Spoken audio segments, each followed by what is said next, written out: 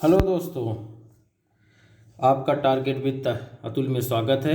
आज मैं घटना चक्र जो यूपीएसआई की घटना चक्र है उसमें अब एक विविध का पार्ट है। विविध में इम्पोर्टेंट एक्ट आ जाएंगे और भी चीज़ें जितनी भी विविध में आएंगी सब इसमें मैं पढ़ा दूंगा और इसको आप अच्छे से पढ़िएगा। विविध में जितनी भी चीज़ें हैं बहुत ही इम्पोर्टेंट हैं और क्योंकि जितनी भी चीज़ें इसमें हैं बहुत ही इम्पोर्टेंट, बहुत ज़्यादा इम्पोर्टेंट है, तो उसको आप ध्यान रखिएगा। तो मेरे चैनल को सब्सक्राइब कीजिए, लाइक कीजिए, शेयर कीजिए। ठीक, तो चलिए शुरू करते हैं आज विविध।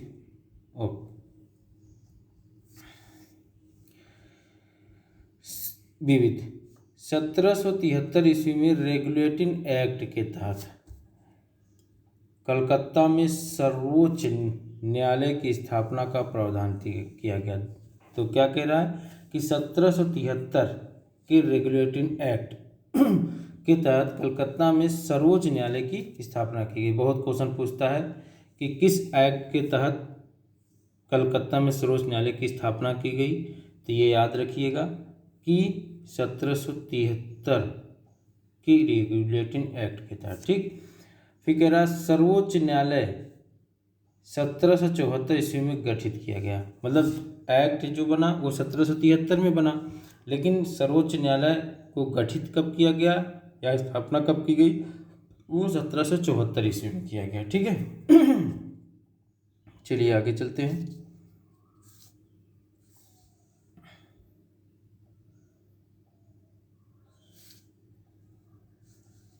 भारतीय संविधान में राष्ट्रपति की अध्यादेश निर्गत करने की शक्ति अनुच्छेद 123 भारत सरकार अधिनियम 1935 की धारा 42 में प्रेरित है। देखिए, आपने अध्यादेश पढ़ा, मैंने राष्ट्रपति में आपको पढ़ाया था इसको। ये कहाँ, ये जब एक्ट हुए थे तो भारत सरकार अधिनियम 1935 उसमें वहाँ से इसको एक्ट के द्वारा मतलब संविधान में शामिल किया गया था। ये राष्ट्रपति की अध्यादेश जारी करता है राष्ट्रपति, वहीं से लिया गया था। ठीक है, तो चलिए आगे चलते हैं। 1909 में भारतीय परिषद अधिनियम के अनुसार मुसलमानों के लिए पृथक निर्वाचन की व्यवस्था किया गया। ठीक है, आगे बढ़ते हैं। ये ध्यान रखिए, जितने में 1909 में ये बहुत पूछता है कि पूछ देगा 1909 के भारत परिषद अधिनियम एक्ट में कौन सा सही है, तो आपको उसमें 4 स्टेटमेंट दे देगा। उसमें से ये भी दे देगा कि मुसलमानों के लिए पृथक निर्वाचन की व्यवस्था किया गया है। तो व्यवस्था तो आपको इसमें पता रहेगा तो आप लगा लेंगे। आप देखिए, जितने भी एक्ट हैं आपको बताए थे ना कि जितनी भी इसमें इंपॉर्टेंट क्वेश्चन विविध में हैं सब देगा आपको। 1909 के अधिनियम द्वारा राज्यों के द्वैध शासन की स्थापना की गई। देखिए, 1909 में राज्यों में द्वैध शासन की स्थापना की गई। 1919 में 1919 के अधिनियम के द्वारा राज्यों में द्वैध शासन, डबल शासन की स्थापना की गई थी। 1919 के भारत सरकार अधिनियम के द्वारा केंद्र में द्विसदनी व्यवस्था की शुरुआत की गई। केंद्र में, याद रखिएगा, केंद्र में। ठीक है,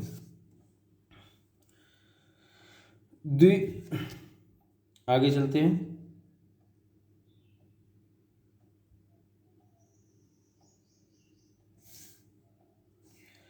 द्वितीय गोलमेज सम्मेलन सितंबर से दिसंबर 1931 तक मतलब हुआ था। गोलमेज सम्मेलन में कांग्रेस की तरफ से महात्मा गांधी, आपको याद ही है, ये कभी कभी ये क्वेश्चन पूछता है। देखिए, मैं आपको क्वेश्चन इसलिए इस टाइप का बताता हूँ कि इस तरह का क्वेश्चन पूछता है कि आपको पता रहे कि एग्जाम में के पॉइंट ऑफ व्यू से ये बहुत ही इम्पॉर्टेंट है क्वेश्चन, और इस तरह क्वेश्चन बनते हैं तो आपके दिमाग के फ्रेमवर्क में बनता है कि हाँ ये क्वेश्चन ऐसा बन सकता है या ऐसा आता है। ठीक है, तो इसमें कहा द्वितीय गोलमेज सम्मेलन सितंबर से दिसंबर 1931 तक में कांग्रेस की तरफ से महात्मा गांधी शामिल हुए थे।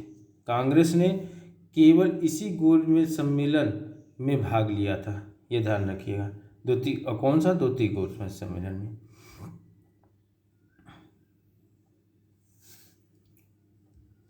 नवंबर से दिसंबर 1935 में लंदन में आयोजित, कहाँ हुआ था? लंदन में। गोलमेज सम्मेलन कहाँ? लंदन में। तीनों लोग गोलमेज सम्मेलन लंदन में है। तीसरे और अंतिम गोलमेज सम्मेलन में कांग्रेस ने भाग नहीं लिया था, ध्यान रखिएगा, कांग्रेस ने भाग नहीं लिया था।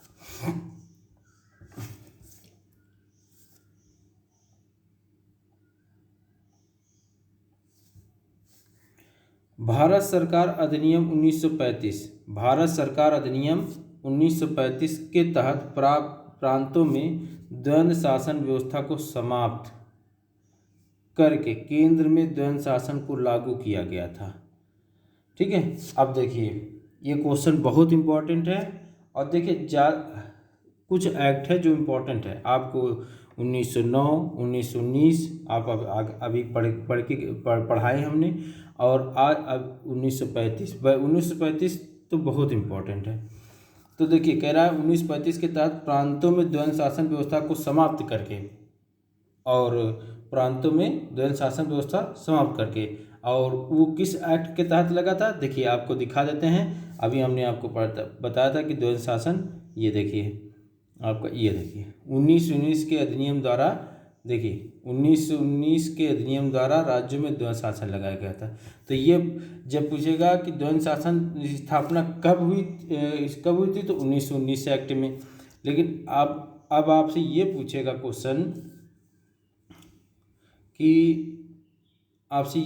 क्वेश्चन कि भारत सरकार अधिनियम में 1935 के तहत प्रांतों के द्वंद्व शासन व्यवस्था को समाप्त करके, तो प्रांतों का मतलब वही राज्यों में शासन व्यवस्था समाप्त करके केंद्र में द्वंद्व शासन आया। तो ये किस एक्ट के तहत ला गया केंद्र में? 1935, याद रखिएगा। इसीलिए देखिए मैं क्लियर करके आपको बता रहा हूँ। भारत में संघीय न्यायालय, याद रखिएगा, बहुत इंपॉर्टेंट ये भी क्वेश्चन है। 1 अक्टूबर 1937 को भारत सरकार अधिनियम 1935 के अंतर्गत किया गया था। यानी भारत सरकार अधिनियम 1935 एक्ट के तहत ही संघीय न्यायालय की स्थापना की गई। और कब की गई थी? 1 अक्टूबर 1937 को। चलिए आगे।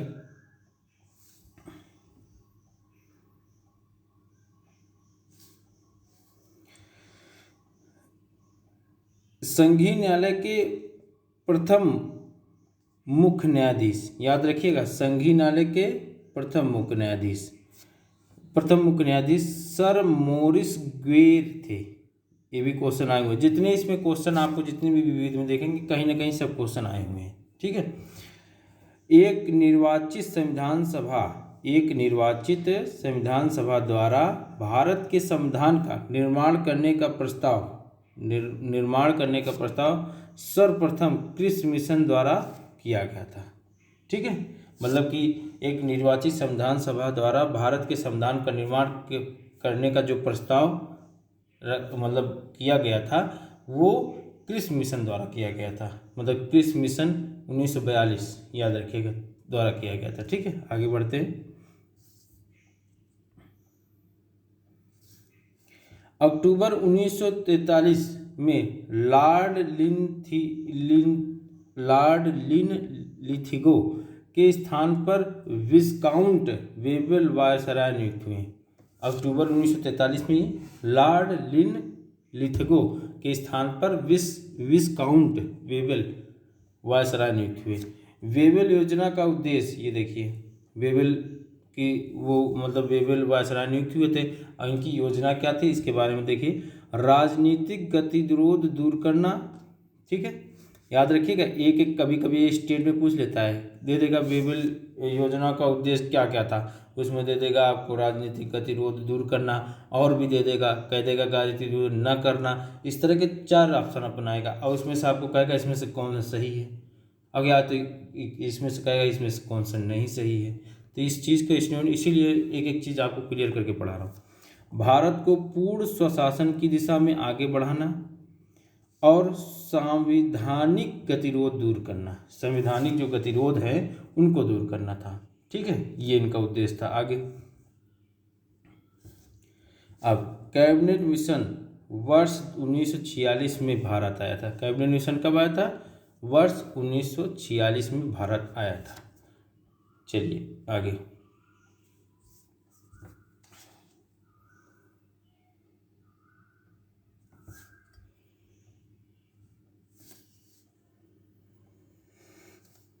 कैबिनेट मिशन ने अपनी रिपोर्ट में संविधान सभा के गठन का एक सूत्र प्रस्तुत किया था। किस रिपोर्ट में? कैबिनेट मिशन ने अपनी रिपोर्ट में संविधान सभा के गठन का एक सूत्र प्रस्तुत किया था। भारतीय संविधान सभा का गठन प्रतिनिधित्व निर्वाचन के आधार पर कैबिनेट मिशन योजना 1946, कैबिनेट मिशन योजना 1946 के अंतर्गत किया गया था।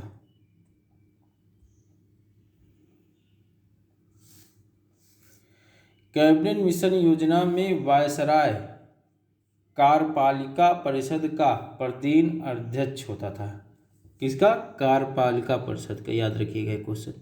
कार्यपालिका परिषद का प्रदेन अध्यक्ष होता था तथा जवाहरलाल नेहरू उपाध्यक्ष या सभापति बनाया गया। जवाहरलाल नेहरू को उपाध्यक्ष या उपसभापति बनाया गया। 2 सितंबर 1946 को भारत की अंतरिम सरकार का गठन किया गया। याद रखिए, डेट याद रखिएगा, 2 सितंबर 1946 को भारत की अंतरिम सरकार का गठन किया गया।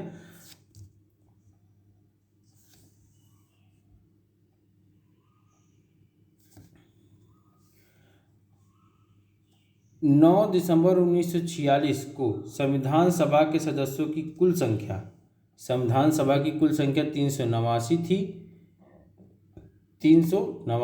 किंतु 3 जून 1947 को माउंटबेटन योजना के तहत, ठीक है, 3 जून 1947 को क्या? माउंटबेटन योजना के तहत पाकिस्तान के लिए एक अलग संविधान सभा बनने के बाद सदस्यों की संख्या 299 रह गई। देखिए क्वेश्चन आया हुआ है। आगे चलते हैं। शपथ और अभिपुष्टि के रूपों का भारत के संविधान की तीसरी अनुसूची में उल्लेख किया गया है। अभी आपको मैंने कल शपथ पढ़ाया था, उसमें आपको कहा था ना कि तीसरी अनुसूची में क्या है? शपथ के बारे में कहा गया है। तो शपथ और अभिपुष्टि के रूपों का भारत के संविधान की तीसरी अनुसूची में उल्लेख किया गया है। देखिए क्वेश्चन यूपीएससी परीक्षा प्रश्न में आया हुआ। आगे चलते हैं।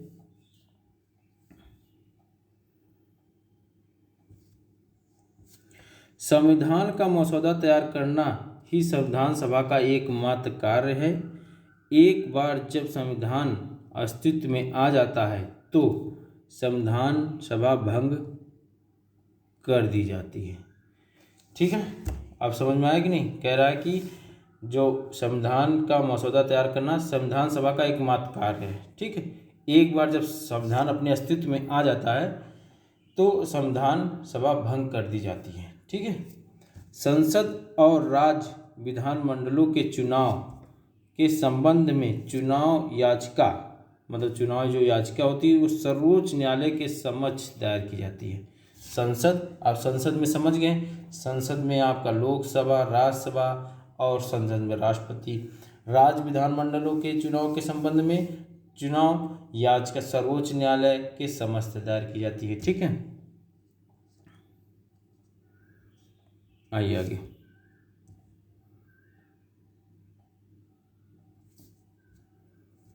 देखिए अब अंतरिम सरकार, जब कैबिनेट मिशन के तहत रिपोर्ट बनी कि संविधान सभा एक गठित किया जाए, जब वो गठित हो गई तो एक अंतरिम सरकार का गठन हुआ, मंत्रिमंडल बनी। उस अंतरिम मंत्रिमंडल में कौन कौन थे तो उसको देख लेते हैं। कौन से किसको कौन सा डिपार्टमेंट यानी विभाग दिया गया।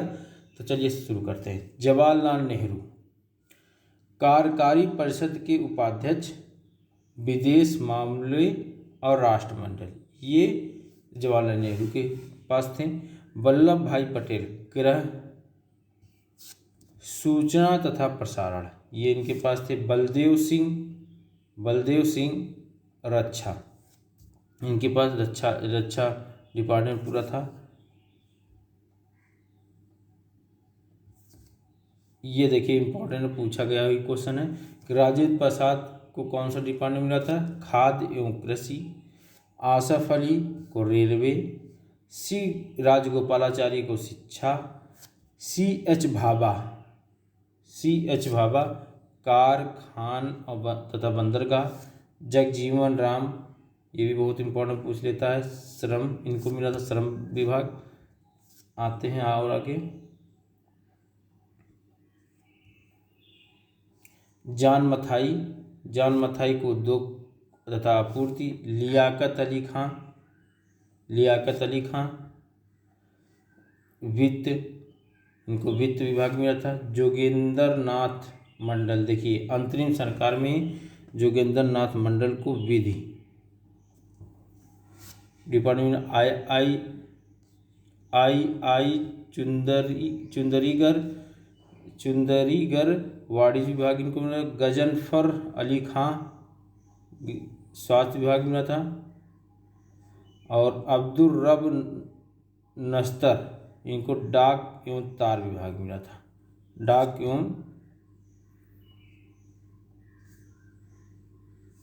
एवं वायु विभाग, सॉरी, अब्दुल रब नस्तर को डाक एवं वायु विभाग मिला था। फिर संविधान सभा अप्रत्यक्ष निर्वाचन का परिणाम थी। संविधान सभा जो है अप्रत्यक्ष, मतलब प्रत्यक्ष यानी कहने का सीधा से इसका मतलब कि आप जो कैबिनेट मिशन में लोग थे उन्हीं से अपना चुनाव करके संविधान अप्रत्यक्ष निर्वाचन किया गया था, न कि जनता के द्वारा यहाँ निर्वाचन होता है। संविधान सभा अप्रत्यक्ष निर्वाचन का परिणाम थी। ठीक है, चलिए आगे।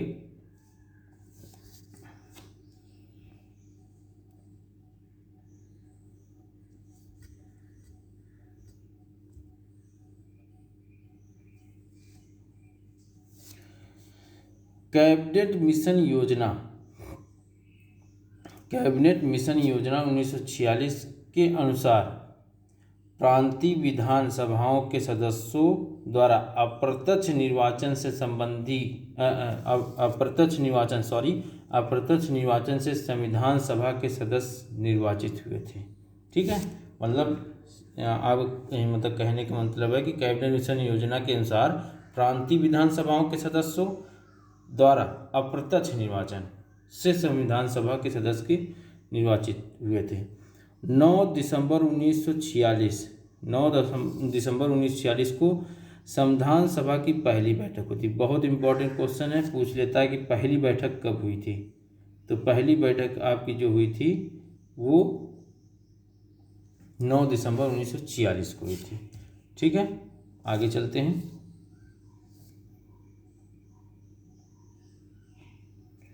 और जब बैठक हुई थी तो संविधान सभा की प्रथम बैठक, ध्यान रखिएगा ये बहुत इंपॉर्टेंट है क्योंकि प्रथम है, जो पहला होता है बहुत इंपॉर्टेंट होता है, ये ध्यान रखिए।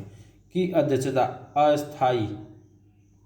अस्थायी अध्यक्ष डॉक्टर सच्चिदानंद सिन्हा ने की थी। ठीक है, ध्यान रखिएगा संविधान सभा की जो पहला बैठक है वो अस्थायी अध्यक्ष थे, मतलब स्थायी अध्यक्ष नहीं थे, वो अस्थायी अध्यक्ष थे, वो डॉक्टर सच्चिदानंद सिन्हा थे ने की थी। ठीक है, फिर भारत संविधान का अंतिम सत्र ये भी बहुत देखिए आया हुआ क्वेश्चन है। ये देखिए भारत के संविधान सभा का अंतिम सत्र 24 जनवरी 1950 को आयोजित किया गया था। ठीक है, आगे।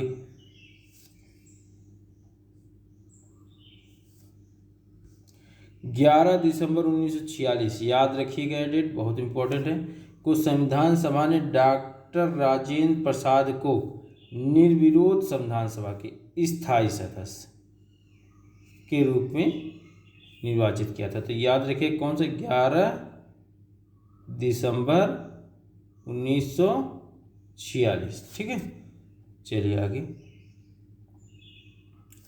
संविधान सभा द्वारा 13 दिसंबर 1946 को जवाहरलाल नेहरू द्वारा प्रस्तुत उद्देश्य प्रस्ताव 22 जनवरी 1947 को पारित किया गया था। ध्यान रखिएगा, बहुत इंपॉर्टेंट क्वेश्चन है ये, जिसे आज हम लोग उद्देश्य का भी कहते हैं, वही चीज़।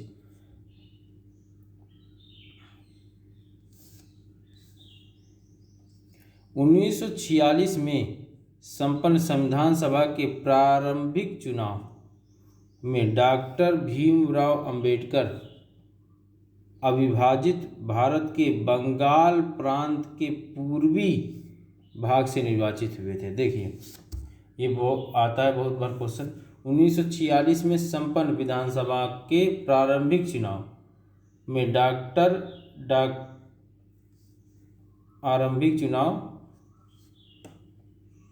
चुनाव में डॉक्टर भीमराव अंबेडकर को अविभाजित भारत का, अविभाजित का मतलब जब भारत अलग नहीं हुआ था, जो आपका बांग्लादेश है वो अलग नहीं हुआ था, तब वो बंगाल प्रांत के पूर्वी भाग से लड़े थे। लेकिन जैसे ही जब आपका बंगाल अलग हुआ तो जिस जगह से मतलब भीमराव अंबेडकर जी लड़े थे बंगाल प्रांत के पूर्वी भाग से, वो बांग्लादेश के, और उस समय बांग्लादेश का नाम बांग्लादेश नहीं, आपका पूर्वी पाकिस्तान कहा जाता था उसको, तो भाग से निर्वाचित हुआ। इसीलिए फिर उनका चुनाव फिर से उनके मतलब कराया गया था।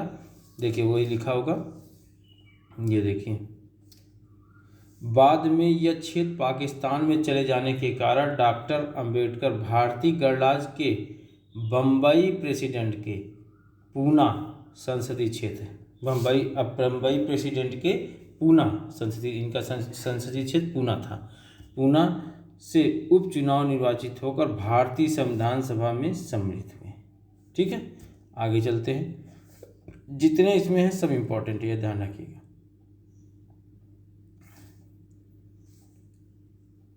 देखिए मैं ऐसे नहीं, देखिए मैं बुक से पढ़ा रहा हूँ, इसमें आपको पढ़ा रहा हूँ, बुक से पढ़ाऊँ चाहे मैं किसी भी चीज़ से पढ़ाऊँ, लेकिन आपको समझ में आना चाहिए। मेरा ये नहीं मतलब है कि पढ़ के निकल जाना, आपको जितना मुझे नॉलेज में है मैं आपको पूरा ज्ञान देता हूँ। ठीक है, कि आपको ये पता हो कि ये चीज़ क्यों हुई थी, क्यों नहीं हुई थी, आपको अच्छे से ध्यान हो। तो इसीलिए मैं ज़्यादा जोर देता हूँ। एक ही लाइन को पढ़ने में मैं एक बार दो बार लगाता हूँ कि आप उस चीज़ को समझ सकें। ठीक है।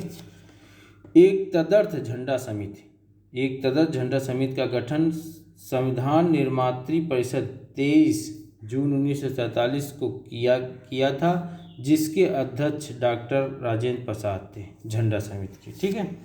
भारत संविधान के निर्माण में संविधान सभा को कितने 2 वर्ष 11 माह 18 दिन का समय लगा था। इस दौरान इसके कुल 11 अधिवेशन हुए थे, मतलब 11 अधिवेशन में ये संविधान पूरा बनना था। चलिए आगे, अब बहुत इम्पोर्टेंट है, ये ध्यान रखिएगा। अब देखिए ये मुख्य समितियां हैं और उनके अध्यक्ष, किस समितियां के कौन अध्यक्ष थे, ये बहुत इंपॉर्टेंट है और बहुत बार आते हैं। जितने इसमें दिए हैं ये बहुत ही इंपॉर्टेंट है, ये समझ लीजिए। प्रक्रिया नियम समिति ये राजेंद्र प्रसाद की अध्यक्ष इसके थे। संचालन समिति डॉक्टर राजेंद्र प्रसाद। देखिए वित्त और स्टाफ समिति ये डॉक्टर राजेंद्र प्रसाद। तो डॉक्टर राजेंद्र प्रसाद के प्रक्रिया नियम समिति, संचालन समिति और वित्त एवं स्टाफ समिति, ये तीनों राजेंद्र प्रसाद के हैं। प्रारूप समिति डॉक्टर भीमराव अंबेडकर का है। ठीक है, आगे।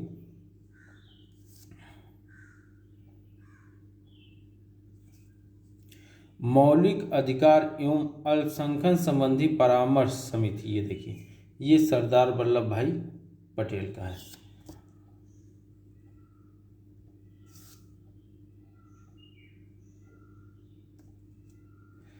इस समिति के 2 उप समितियाँ थीं, मतलब जितनी समितियाँ हैं इनकी ये जो सरदार वल्लभ भाई उसकी 2 उप समितियाँ भी थी। एक मूल अधिकार उप समिति, ये JB कृपलानी इसके अध्यक्ष थे।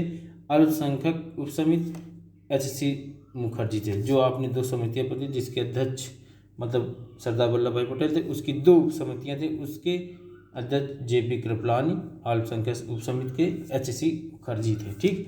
संघ शक्ति समिति, ये ध्यान रखिएगा, बहुत इंपॉर्टेंट है, जवाहरलाल नेहरू।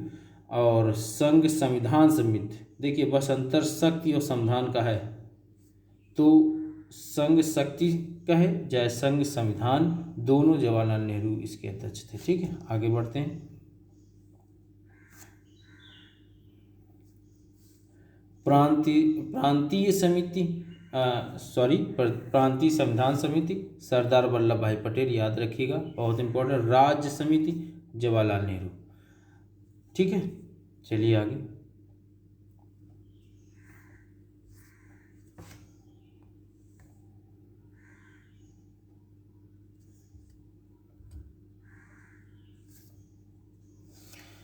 संविधान के प्रारूप पर विचार करने हेतु संविधान सभा द्वारा 29 अगस्त 1947, याद रखिएगा, संविधान के प्रारूप पर विचार करने हेतु संविधान सभा द्वारा 29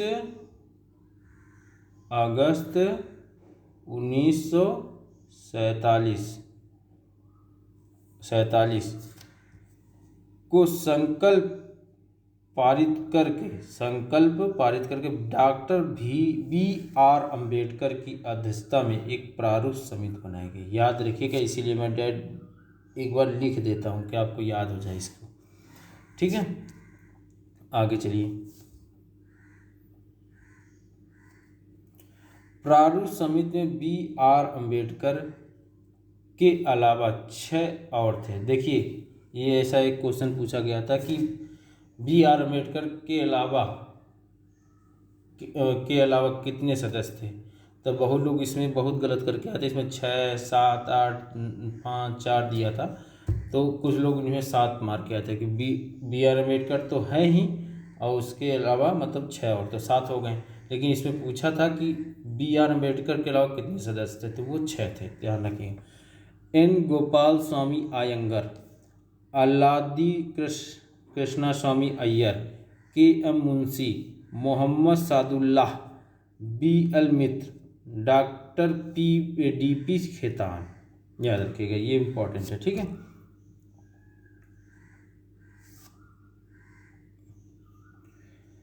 उल्लेखनीय है कि प्रारूप समिति के सदस्यों में N माधव राव के स्वास्थ्य कारणों से इस्तीफा देने के कारण किसको लाया गया था, BL मित्र को लाया गया था। ठीक है, उनके BL मित्र को तथा उनके स्थान पर लिया गया था। ठीक है, जबकि DP खेतान की मृत्यु के बाद TT कृष्णामाचारी ने उनका स्थान लिया था, DP खेतान के बाद। ठीक है, चलिए आगे देखते हैं।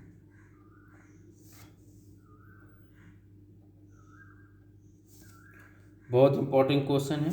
भारतीय संविधान के निर्माण के समय बेनेगल नरसिम्हा राव BN राव को संवैधानिक सलाहकार नियुक्त किया गया था। संविधान सभा के संवैधानिक सलाहकार BN राव द्वारा संविधान सभा का पहला प्रारूप तैयार किया गया था।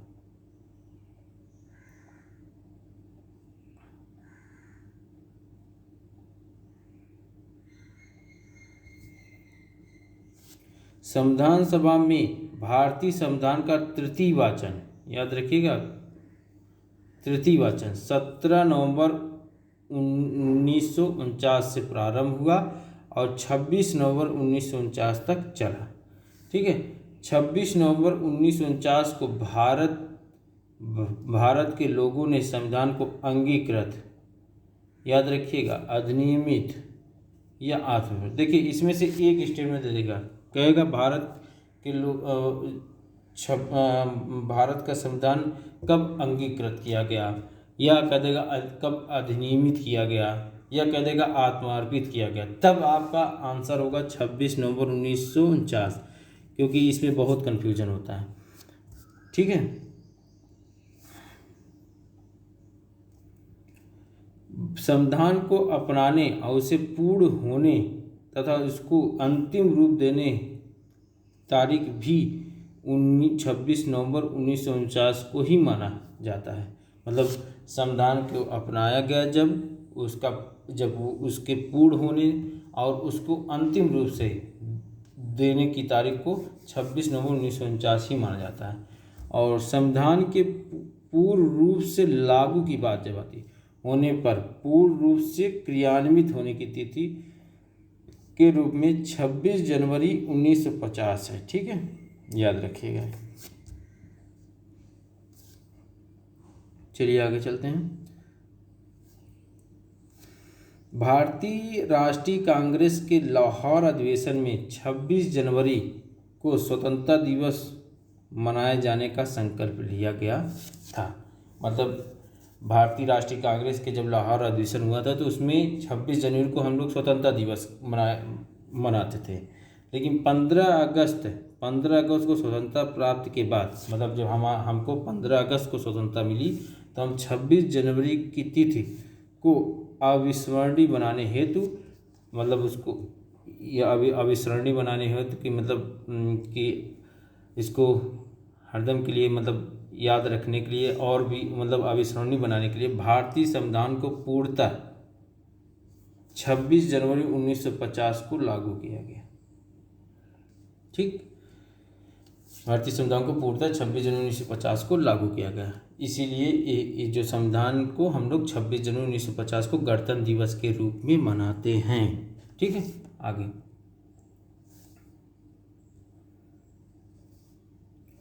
संविधान सभा ने 24 जनवरी 1950, याद रखिएगा ये, को जन गण मन को राष्ट्रगान के रूप में अपनाया। संविधान सभा ने 24 जनवरी 1950 को जनगण मन को राष्ट्रगान के रूप में मनाया। राष्ट्रगान को गाने का समय 52 सेकेंड है। भारतीय संविधान सभा में, याद रखिए बहुत इंपॉर्टेंट क्वेश्चन है ये,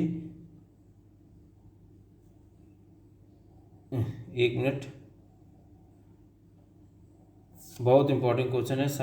भारतीय संविधान सभा में कुल महिलाओं की संख्या कितनी थी? 15 थी। ठीक है, याद रखिएगा। भारत का राष्ट्रीय पशु बाघ पैंथरा टाइग्रिस लिन्यायस है। ठीक है, आगे।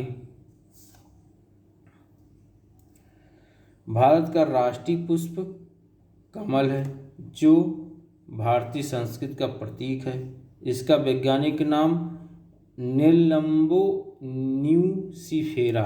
इसका वैज्ञानिक नाम क्या है? नेलम्बो न्यूसिफेरा वैज्ञानिक नाम है कमल का। भारत का राष्ट्रीय पक्षी मोर है। इसका वैज्ञानिक नाम है पाओक्रिस्टेसस। ठीक है, तो चलिए आगे।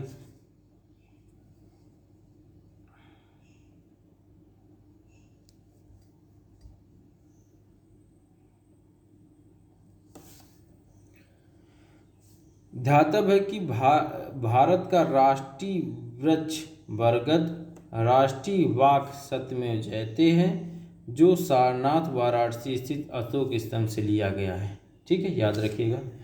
और फिर आगे बढ़ते हैं।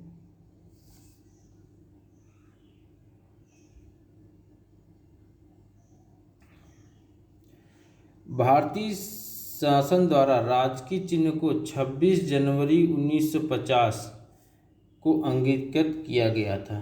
यह सारनाथ स्थित अशोक के सिंह स्तंभ के शीर्ष की अनुकृति है। भारत का राष्ट्रीय ध्वज तिरंगा है, याद रखिएगा। ये सब इम्पोर्टेंट हैं।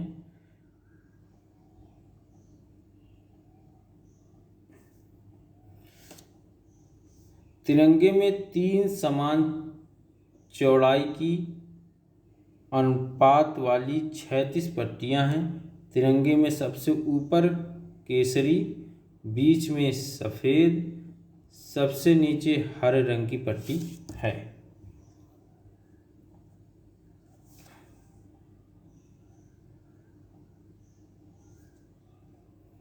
भारतीय राष्ट्रीय ध्वज में सफ़ेद पट्टी के बीच नीले रंग का चक्र है, जिसका प्रारूप सारनाथ के अशोक के सिंह स्तंभ पर बने चक्र से लिया गया है। तिरंगे में 24 तीलियां हैं, ये न्याय का प्रतीक है। और राष्ट्रीय ध्वज की जो लंबाई है और चौड़ाई, यानी लंबाई और चौड़ाई, ये है 3:2। ठीक है।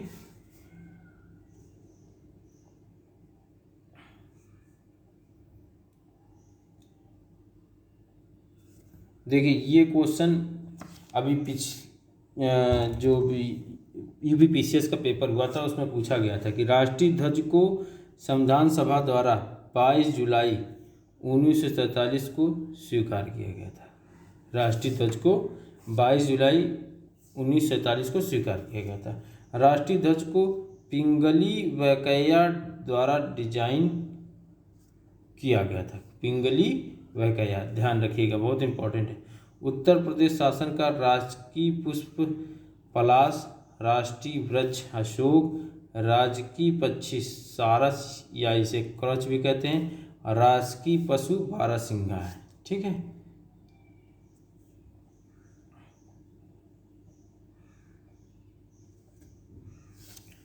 भारतीय राजनीतिक व्यवस्था में संविधान सर्वोच्च है।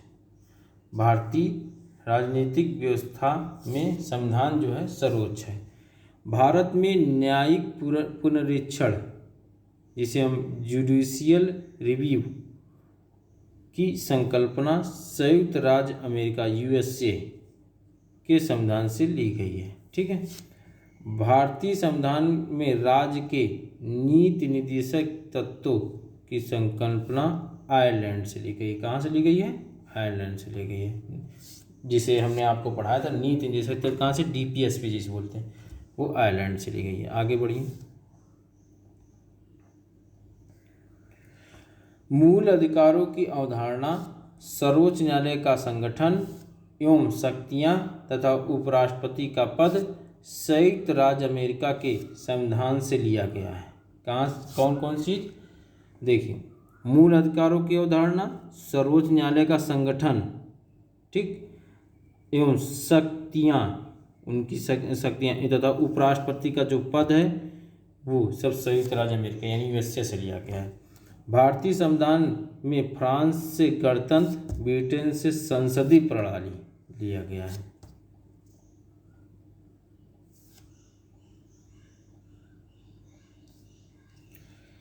संविधान में आपातकालीन उपबंध जर्मनी से लिया गया है। क्या? आपातकालीन उपबंध कहाँ से लिया गया? जर्मनी से। लोकहित मुकदमे पीआईएल की संकल्पना का प्रारंभ अमेरिका में हुआ था। पीआईएल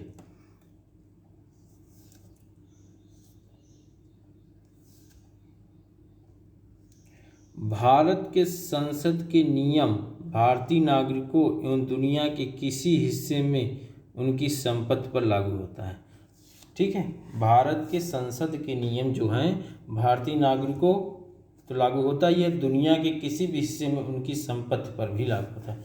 मतलब अगर भारतीय नागरिक है वो दुनिया के किसी भी जगह रहता है, उसकी संपत्ति जो है उस पर ये नियम लागू होते हैं। ये देखिए यूपीएससी क्वेश्चन आया हुआ है ये। चलिए आगे।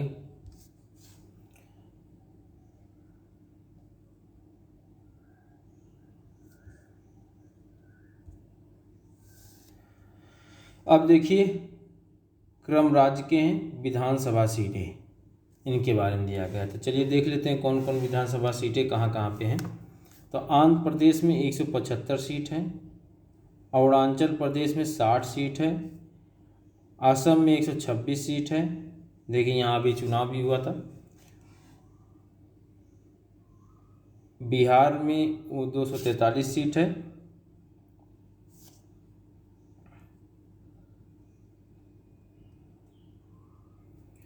छत्तीसगढ़ में 90 सीट है, गोवा में 40 सीट है, गुजरात में 182 सीट है, हरियाणा में 90 सीट है, हिमाचल प्रदेश में 68 सीट है, झारखंड में 81 सीट है, कर्नाटक में 224 सीट है,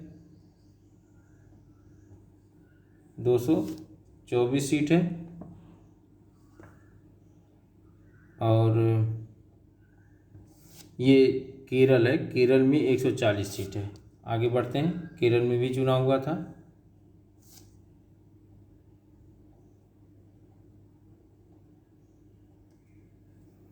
एक 140 सीट है। मध्य प्रदेश में 230 सीट है, महाराष्ट्र में 288 सीट है। ठीक है, आगे बढ़ते हैं।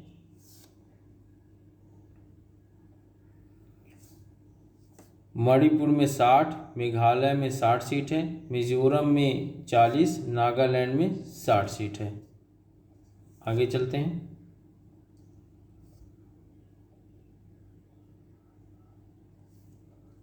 उड़ीसा में 147 सीट है, पंजाब में 117, राजस्थान में 200, सिक्किम में 32, तमिलनाडु में 234 और त्रिपुरा में 60, और सबसे ज़्यादा जो सीट हैं वो आपका उत्तर प्रदेश, जिसमें 403 सीट है। उत्तराखंड में 70 सीट है, पश्चिम बंगाल में 294 सीट है, तेलंगाना में 119 सीट है। अब देख लेते हैं केंद्र शासित प्रदेश की सीटें कितनी कहाँ पे हैं।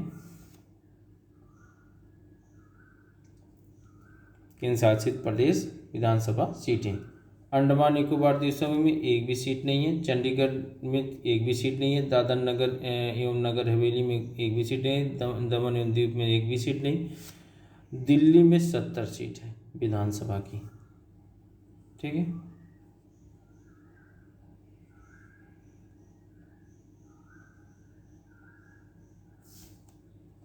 लक्षद्वीप में एक भी सीट नहीं है, पुडुचेरी में 30 सीट है, और जम्मू कश्मीर में 160 सीट है, लद्दाख में 0 सीट है। तो 160 सीटों में से 24 सीटें वर्तमान पाक अधिकृत कश्मीर में स्थित हैं।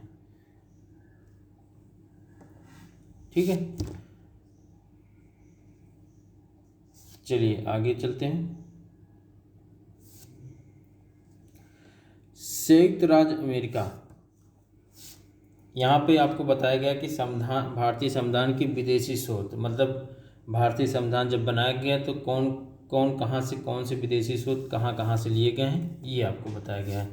तो देखिए, मौलिक अधिकार कहाँ से लिया गया है, यूएसए से लिया गया है। न्यायिक पुनर्वलोकन कहाँ से लिया गया है, संयुक्त राज्य अमेरिका से लिया गया है।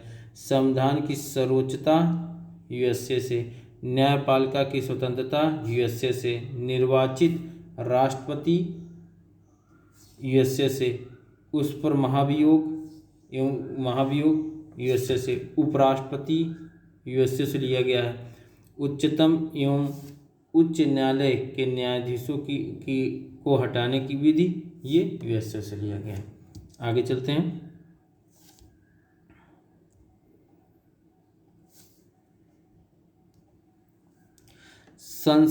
संसदात्मक शासन प्रणाली, ब्रिटेन की एकल नागरिकता, द्विसदनी शासन प्रणाली, ये ब्रिटेन से। संसद की प्रक्रिया एवं विशेषाधिकार, ब्रिटेन से।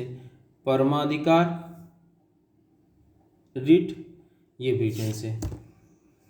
आगे चलते हैं।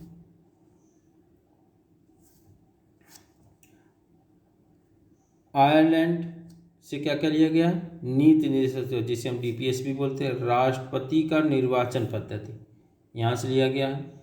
और राष्ट्रपति द्वारा राज्यसभा में साहित्य, कला, विज्ञान एवं समाज सेवा इत्यादि के क्षेत्र में ख्याति प्राप्त व्यक्तियों का मनोनयन, ये आयरलैंड से लिया गया। ठीक है, और आपका ऑस्ट्रेलिया से क्या क्या लिया गया, प्रस्तावना की भाषा जो है ऑस्ट्रेलिया से, व्यापार, वाणिज्य और समागम की स्वतंत्रता, समवर्ती सूची का प्रावधान ऑस्ट्रेलिया से। ठीक है, क्वेश्चन जितने भी इसमें पूछता है। जैसे पूछ लेगा समवर्ती सूची कहाँ से लिया गया है, तो वो आपका ऑस्ट्रेलिया से लिया गया है। ठीक है, चलते हैं आगे। जर्मनी, आपातकाल के प्रवर्तन के दौरान मौलिक अधिकारों को निलंबित किए जाने का उपबंध कहाँ से लिया गया है, ये जर्मनी से लिया गया है। ठीक है, आगे चलते हैं।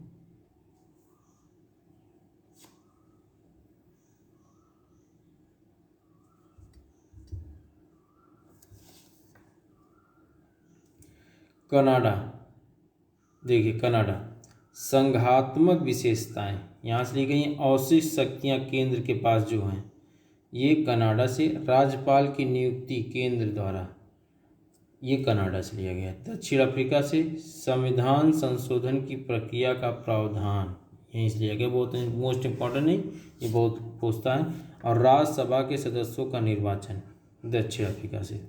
सोवियत संघ से मौलिक कर्तव्य का प्रावधान है। और जापान से विधि द्वारा स्थापित प्रक्रिया जापान से लिया गया। ठीक है,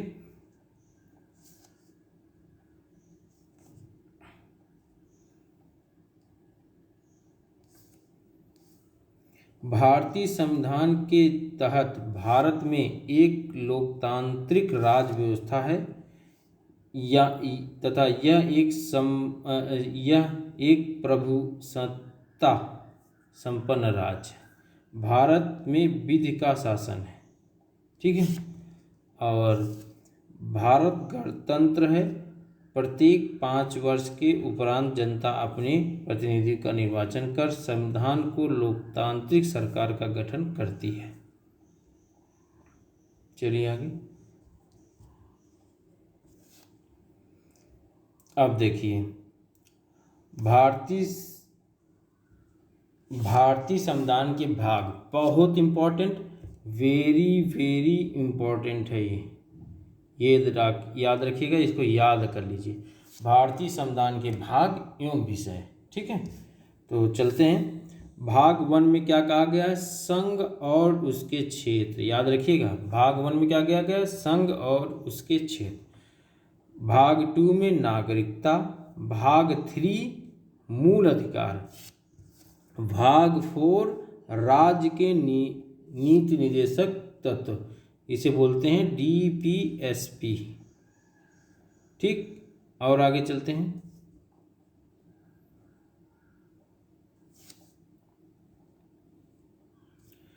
भाग 4 का में मूल कर्तव्य। भाग 5 में संघ। भाग 6 में राज्य। ठीक, भाग 7 में प्रथम अनुसूची के भाग ख में राज्य निरसित ये है। भाग 8 में संघ राज्य क्षेत्र। भाग 9 में पंचायत।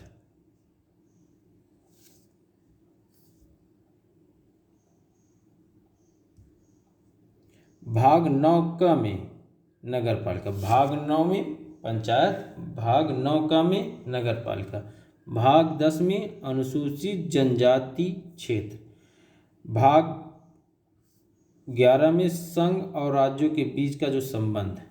भाग 12 में वित्त, संपत्ति, संविदाएं और वाद। भाग 13 में भारत के राज्य क्षेत्र के अंदर व्यापार, वाणिज्य और समागम। ठीक, याद कर लीजिएगा, ये बहुत इंपॉर्टेंट है, सब इंपॉर्टेंट है इसमें।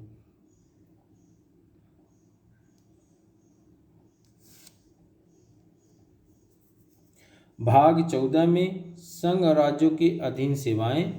भाग 14 क में अधिकरण। भाग 15 में निर्वाचन। याद रखिए, ये इंपॉर्टेंट बहुत है। और भाग 16 में कुछ वर्गों के संबंध में विशेष उपबंध। भाग 17 में याद रखिएगा, ये बहुत इंपॉर्टेंट है, राजभाषा। अब भाग 17 में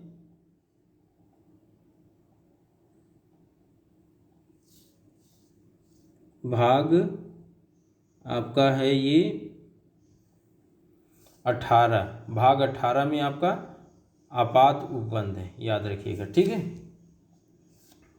आगे चलते हैं। सब इम्पोर्टेंट है, ये ध्यान रखिए।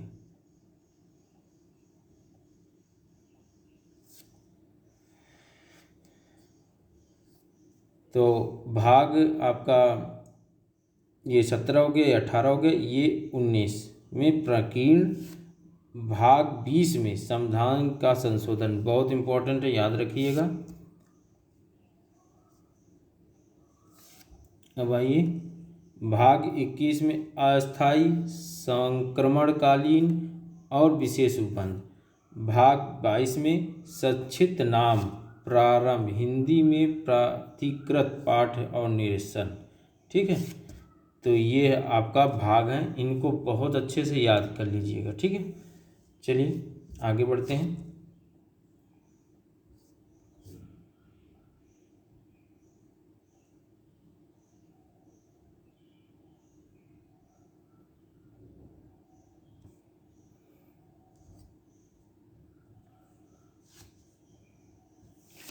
भारतीय संविधान के अनुच्छेदों की संख्या लगभग 450 पहुंच गई है, परंतु ये सभी मूल अनुच्छेदों के साथ उपखंड अर्थात क, ख, ग आदि के रूप में जुड़े हुए हैं, जबकि मूल संविधान में केवल 395 अनुच्छेद हैं। ठीक है, याद देखिए, इसमें ये कह रहा है कि भारतीय संविधान में अनुच्छेदों की संख्या लगभग 450 पहुंच गई है, 450 पहुंच गई है, परंतु ये सभी मूल अनुच्छेद के साथ उपखंड, मतलब जैसे क, ख, ग ऐसे जुड़े हैं, अर्थात क, ख, ग आदि के रूप में जुड़े हैं, जबकि मूल जितने कितने मन अनुच्छेद हैं वो 300, कितने अनुच्छेद हैं वो 395, याद रखिएगा ये।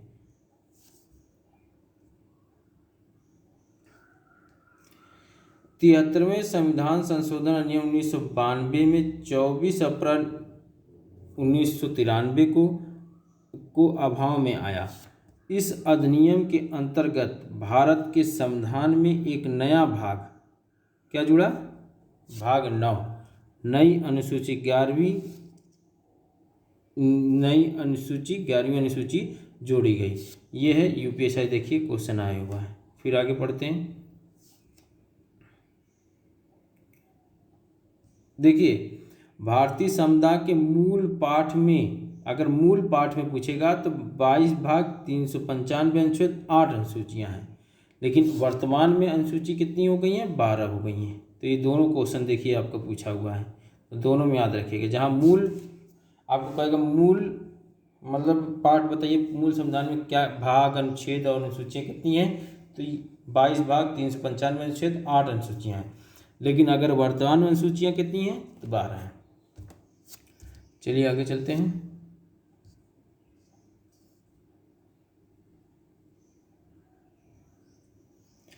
संविधान 74वां संशोधन अधिनियम 1992 द्वारा नगर पालिका के प्रावधानों से युक्त 12वीं अनुसूची को संविधान में जोड़ा गया है। ठीक है, 12वीं अनुसूची। 11वीं अनुसूची में क्या है, पंचायती, जिसे आपने पढ़ा, और 12वीं अनुसूची में आपका नगर निगम। इस अनुसूची में कुल विषय कितने हैं, 18। देखिए क्वेश्चन आया हुआ है। चलिए आगे चलते हैं।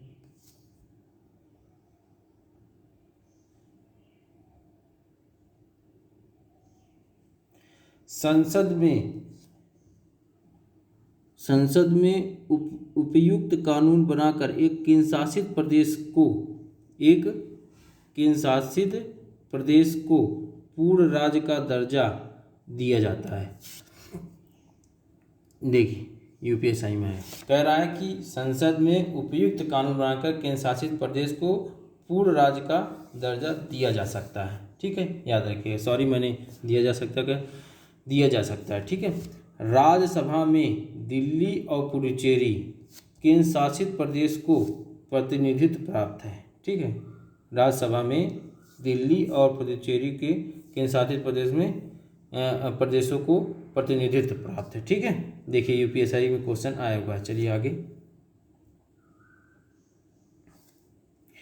भारतीय संविधान के भाग 9 का अध्याय 1 अनुच्छेद 245 लगा के 255 तक संघ और राज्यों के बीच विधायी संबंधों, ठीक। जबकि अध्याय 2 में 256 से 263 प्रशासनिक संबंधों के बारे में है।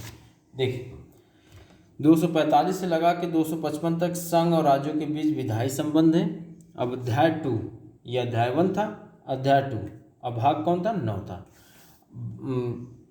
अध्याय 2 में अनुच्छेद 256 से 200 ये प्रशासनिक संबंधों से के बारे में है, ठीक है। भारत में नदियों के जल को लेकर उत्पन्न विवाद को संसद अनुच्छेद 262 के अंतर्गत सुलझाता है।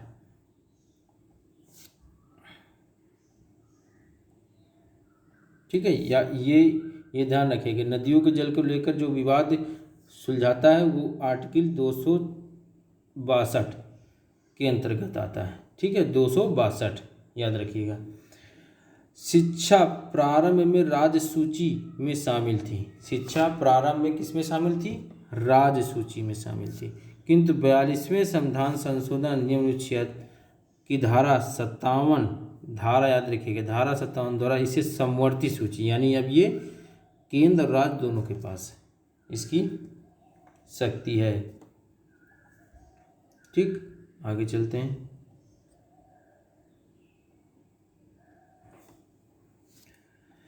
भारत के तत्कालीन राष्ट्रपति प्रणब मुखर्जी ने लोकपाल और लोकायुक्त विधेयक 2013 पर 1 जनवरी 2014 को हस्ताक्षर किया। याद रखिए, बहुत इंपॉर्टेंट क्वेश्चन है।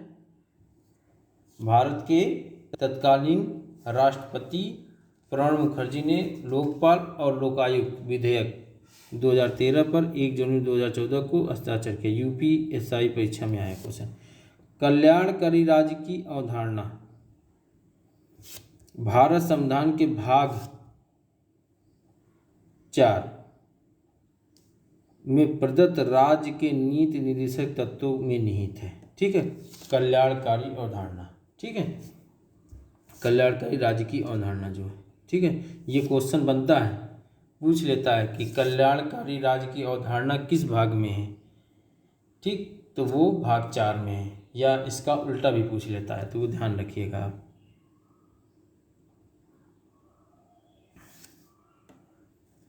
राज्य के नीति निर्देशक तत्व में सामाजिक, आर्थिक, राजनीतिक न्याय शामिल है। भारत में संसदात्मक प्रजातंत्र को अपनाया गया है। भारत में क्या है? संसदात्मक प्रजातंत्र को अपनाया गया है, ठीक है।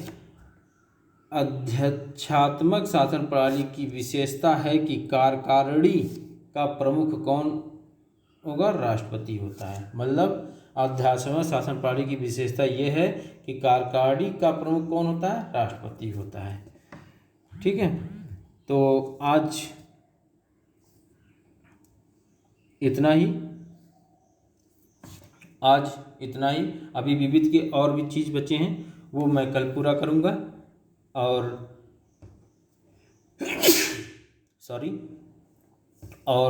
ये जितने भी मैंने बताए हैं ये बहुत ही इम्पोर्टेंट है। आप इसको बार बार देखिए, बार बार पढ़िए, आपको पूरी अच्छे से समझ में आएगा। मैंने एक एक चीज़ को क्लियर करके बताया है। जहाँ जहाँ मुझे लगा है कि बहुत इम्पोर्टेंट है, मैंने वहाँ पे आपको कहा भी है कि ये बहुत इम्पोर्टेंट है, ठीक है। तो आप इसको पढ़िए, बार बार पढ़िए, और कोई भी दिक्कत हो आप कमेंट बॉक्स में कमेंट कीजिए, मैं उसका जवाब दूंगा जो मुझे लगेगा। तो चलिए, मेरे चैनल को सब्सक्राइब कर लीजिए, लाइक कर दीजिए, शेयर कर दीजिए।